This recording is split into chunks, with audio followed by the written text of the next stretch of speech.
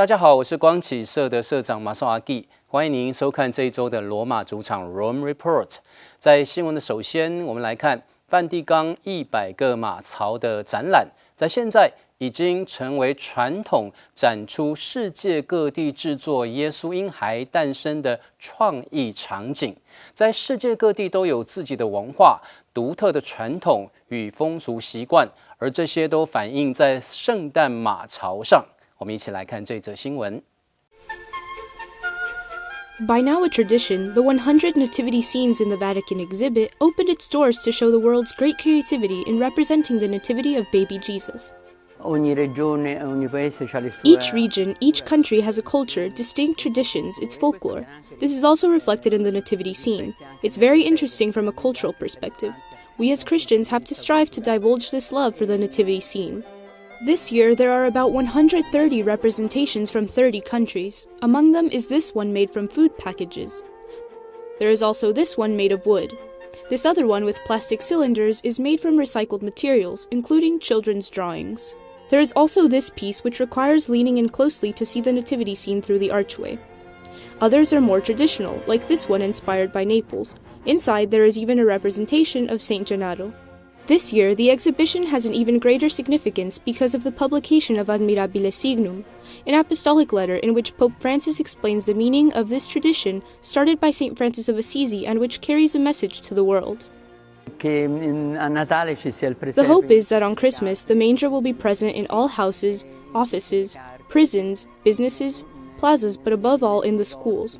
I think it's necessary to teach children to love the nativity scene. It's very important because children follow their parents' example. This impressive exhibition invites people to stop and admire the mystery represented by the manger. It is proof that baby Jesus reaches every corner of the world. The 100 nativity scenes in the Vatican exhibit can be visited until January 12, 2020 in Pius X Hall.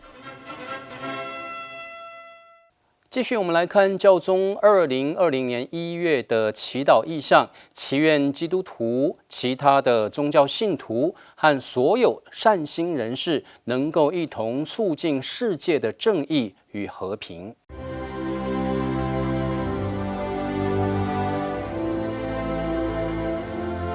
En un mundo dividido y fragmentado, quiero invitar a la reconciliación.y a la fraternidad entre todos los creyentes y también entre todas las personas de buena voluntad.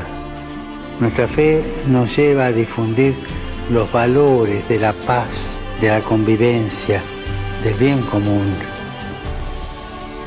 Recemos para que los cristianos, los que siguen otras religiones y las personas de buena voluntad promuevan juntamente la paz, la justicia en el mundo. Gracias.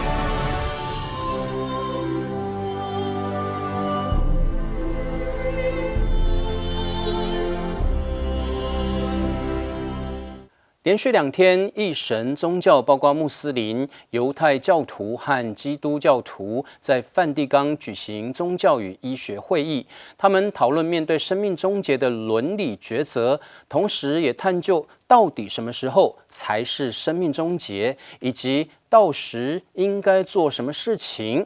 我们一起来看这则新闻。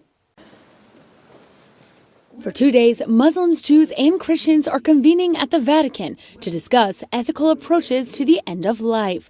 The conference, Religion and Medical Ethics, debates when exactly is the end of life and what should be done at that point.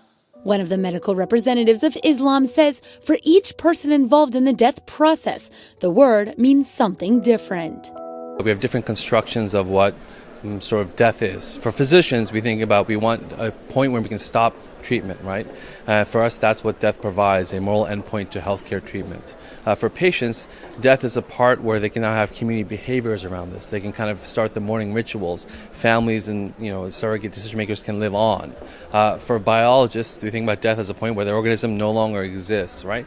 And philosophers think about when the person no longer is present. In this way, religious leaders, medical experts, and scholars are able to share what they believe regarding the dignity of life and how they can all work together in this regard. Rome's Rabbi Desegni explained that Jews are in favor of protecting life, but one unavoidable part of it is death. He said more than likely suffering accompanies it. Suffering inevitably is a part of life. From it, we can also understand the meaning of purification. This does not mean that suffering must, when possible, not be addressed or helped. If you can fight suffering, you have to do everything to fight it. Yet it is one to point to combat suffering, to eliminate it, or another to eliminate the person suffering. Caring relationships, patience, generosity, and loving acceptance are extraordinary ways of therapy for the sick person. This also affects the family itself. In this moment, the family is able to receive attention from their small community, all the way up to the extended community, which is society at large. Thus, implementation of palliative care at every age level of a sick patient is a big conference topic. The three monotheistic religions are seeking how medical professionals and caregivers can include well-rounded assistance for the patient, which includes spiritual, emotional, psychological, and physical care. 每年12月26号是圣斯德旺庆日，教宗方济各说，圣诞节普天同庆，纪念教会首位因为信仰被杀害的基督徒，似乎不合时宜。但是从信仰的角度来看，圣人庆日跟圣诞节真正的含义一致。斯德旺的训道指出，爱战胜暴力，生命战胜死亡。The Pope at the Angelus reflected on the life of St. Stephen, the first Christian martyr who was stoned to death. He said his martyrdom was not a reason to be sad, but to rejoice. Nel clima gioioso del Natale, questa memoria del primo cristiano ucciso per la fede potrebbe apparire fuori luogo. Tuttavia, proprio nella prospettiva della fede, l'odierna celebrazione si pone in sintonia con il vero significato del Natale. Nel martirio di Stefano, infatti, la violenza è sconfitta dall'amore, la morte dalla vita. He called Christians to follow St. Stephen's example by putting God and the common good before selfish interests.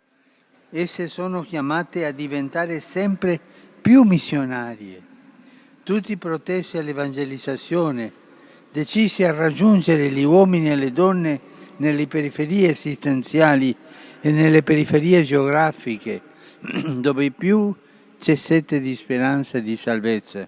The Pope also prayed for the victims of the typhoon that hit the Philippines on Christmas Day, leaving several people dead or missing. Mi unisco al dolore che si è abbattuto sulla cara popolazione delle Filippine a causa del tifone Phanphone. Prego per le numerose vittime, per i feriti e per le loro famiglie. To conclude, he wished everyone to be granted the desire to continue to contemplate Jesus in the nativity scene and to serve him by serving those most in need. 圣诞节后的第一个主日是圣家节，教宗邀请信众注意圣家各成员。耶稣、玛利亚向天主的计划完全开放。若瑟默默工作，照顾家庭，在天主的使者引导下，若瑟带领家庭逃避黑洛德的威胁。若瑟救了自己的家庭，而圣家也让世上被迫流血的家庭获得了认同与安慰。At the Angelus on the Feast of the Holy Family of Nazareth, Pope Francis reminded Christians of their own ability to adhere to God's will by following the example of Jesus, Mary, and Joseph, who prayed, worked, and communicated with each other. Il termine santa inserisce questa famiglia nell'ambito della santità, che è dono di Dio, ma al tempo stesso è libera e responsabile adesione al progetto di Dio. Così è stato per la famiglia di Nazareth. Essa fu totalmente disponibile alla volontà di Dio. He then called attention to each member of the Holy Family, to Jesus and Mary for their complete openness to God's plan, and to Joseph for his silent obedience in caring for his family. Sotto la guida di Dio, rappresentato dall'angelo, Giuseppe allontana la sua famiglia dalle minacce di Erode e la salva. La Santa Famiglia solidarizza così con tutte le famiglie del mondo obbligati all'esilio, solidarizza con tutti coloro che sono costretti ad abbandonare la propria terra a causa della repressione, della violenza, della guerra. Then he turned to Christians today, asking them to emulate the Holy Family by sustaining each other through reciprocal communication. Tu nella tua famiglia sai comunicarti? O tu sei come quei ragazzi che a tavola, ognuno col telefonino, sta chatteando? Dobbiamo riprendere la comunicazione in famiglia. After the Angelus, the Pope asked those present to pray with him for the victims of the explosion in Somalia, which left more than 70 dead. To conclude, he gave a special blessing to all families, saying they are a precious treasure to be nurtured. 2020年的元旦也是天主之母节，教宗在圣伯多禄大殿主持弥撒，他特别提到我们的人性永远存留在天主内，圣母玛利亚永为天主之母。但是教宗也谴责现今许多妇女不断被冒犯、殴打和强暴。他指出，这些对妇女所施的一切暴行都是亵渎天主。Pope Francis celebrated Mass in St. Peter's Basilica for the Solemnity of Mary, Mother of God. Every January 1st, the Church celebrates this feast, which highlights the role of the Blessed Mother in the history of salvation. Therefore, in his homily, Pope Francis explained that in the womb of this woman, Mary, a new alliance was forged. In Dio ci sarà per sempre la nostra umanità e per sempre Maria sarà la Madre di Dio. È donna e madre, questo è l'essenziale. Da lei donna è sorta la salvezza e dunque non c'è salvezza senza la donna. The Pope said that in order to make the world a more human place, it's necessary to start again from the woman, because the salvation of humanity came forth from the body of a woman. Thus, he strongly condemned violence against them.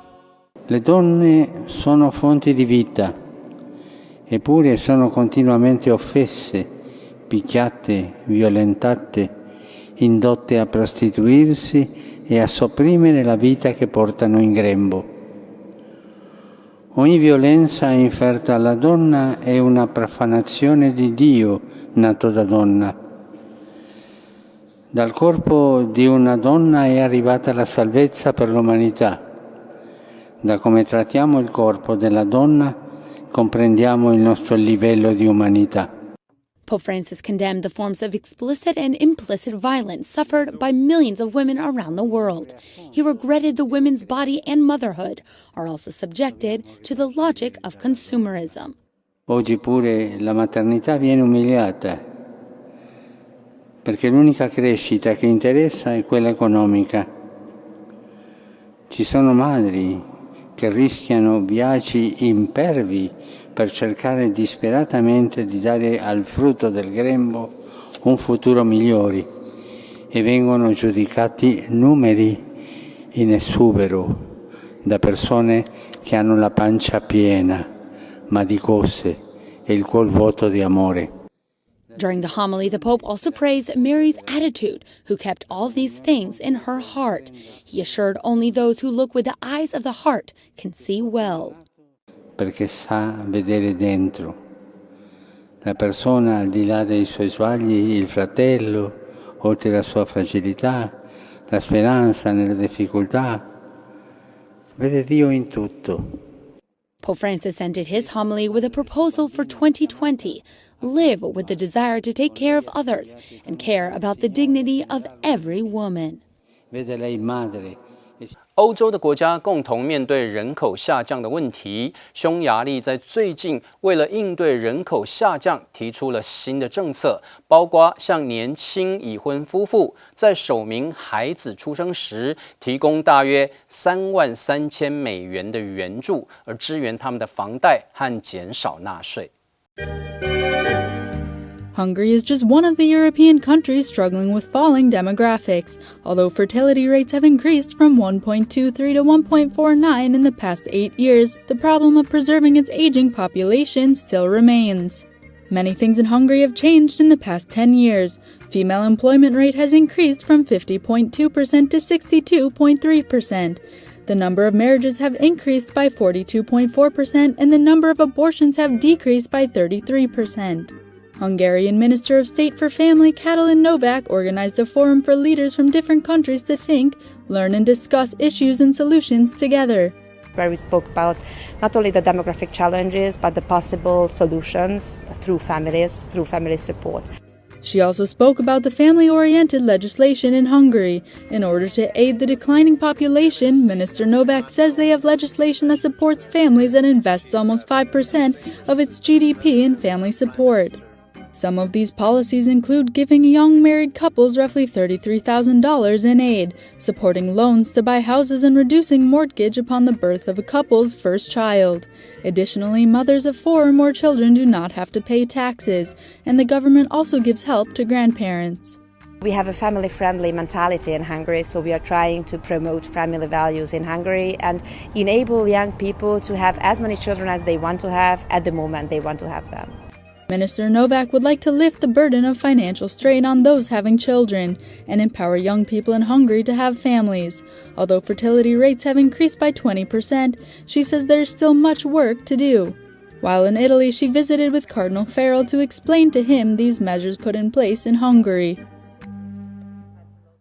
大众媒体不断的发展，而梵蒂冈在教宗若望23世任内，也成立了梵蒂冈电影资料馆。到目前为止，大约收藏了8000部的影片。而在电影资料馆当中，还有一座小型的剧院。为了纪念电影资料馆成立60周年，馆方正在制作一部特别的纪录片。也许到时候住在隔壁的教宗方济各可能也会出现在剧院内，跟大家一起来观赏这一部影片。At the end of the 1950s, as mass media was expanding and a rising number of households were getting televisions, the Vatican also had to join in the fun. In 1959, Pope John XXIII instituted the Vatican's Film Library. Tutto il materiale viene dalle donazioni. All material is donated, so there was no systematic collection. Rather, at different times, material was given to the Holy Father, and he rightly put it in the archive, because it was impossible to keep it all in the pontifical apartment. The institution of the Film Library coincided with the Second Vatican Council, also called for by John XXIII. As media was expanding and the global church was more readily available, Italian media was able to film much of the council. Il Concilio Vaticano II è stato un The evento. Second Vatican Council was an immediate event because it was being filmed. The people were expectantly waiting. They wanted to see what happened, what the council did. The church was transforming. It was becoming closer to how it is now in modern times. John XXIII felt the need to bring the church closer than it was. Yet the archives maintained inside today's film library date back much further than the late 1950s. The first movie on hand is from 1896, when Pope Leo XIII was recorded walking around the Vatican gardens to prove he was in good health. From there, media expanded, and it became somewhat normal to video record the Pope.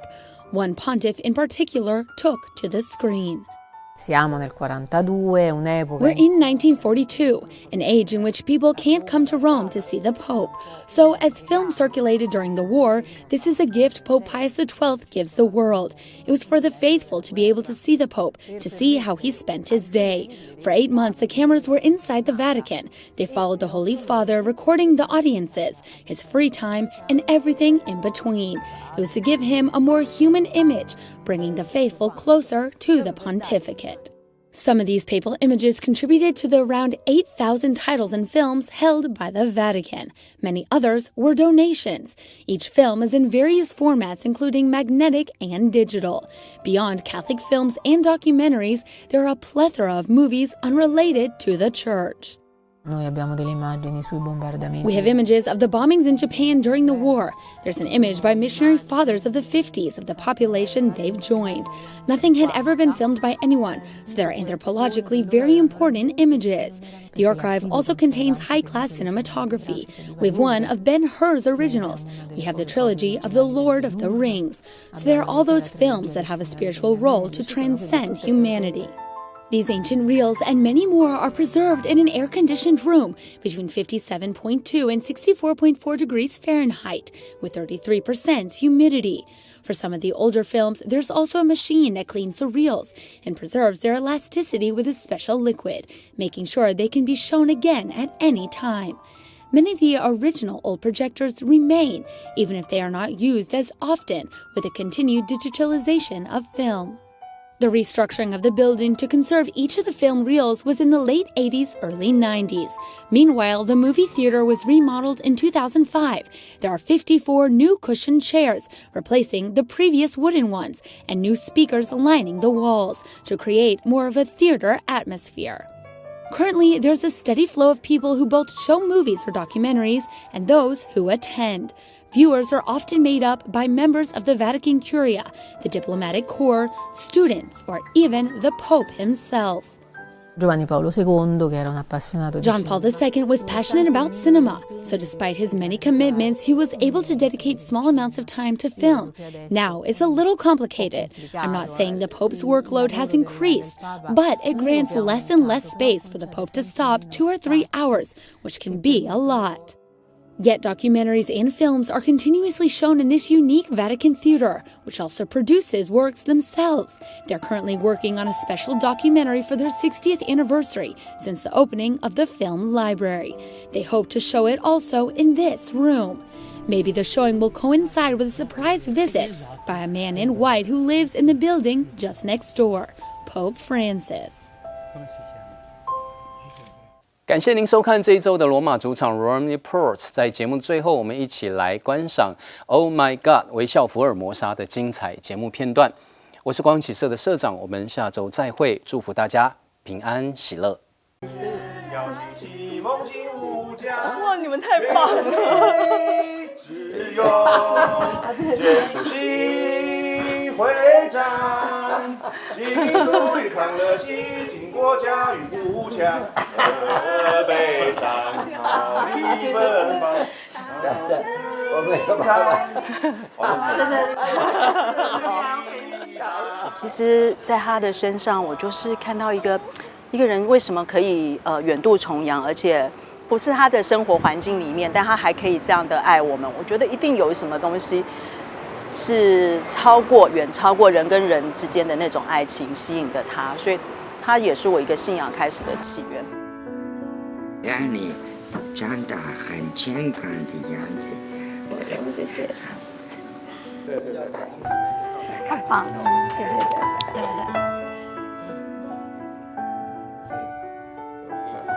很容易了解人的困难在哪里，人的心灵上的困扰在什么地方。但是他每一次都会跟我讲说，你知道吗？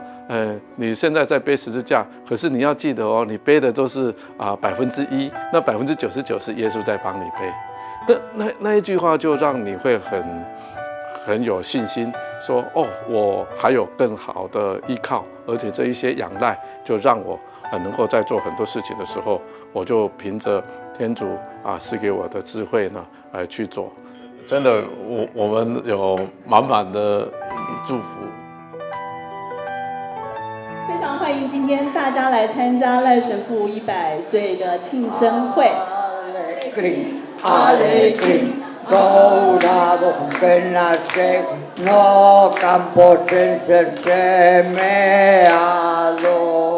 也今天，我感谢天主给我这个恩典。你们不能怀疑，我很爱你们。